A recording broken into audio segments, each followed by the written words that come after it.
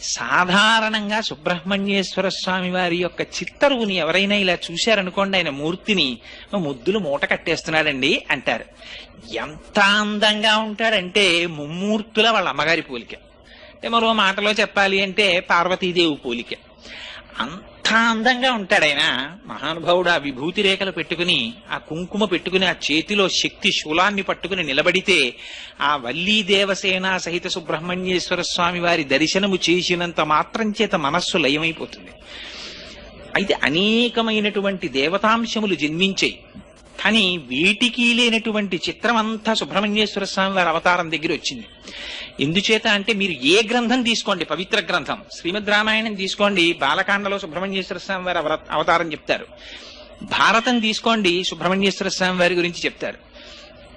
వామన పురాణం తీసుకోండి, సుబ్రహ్మణ్యేశ్వర స్వామి వారి గురించి చెప్తారు. స్కాంద పురాణం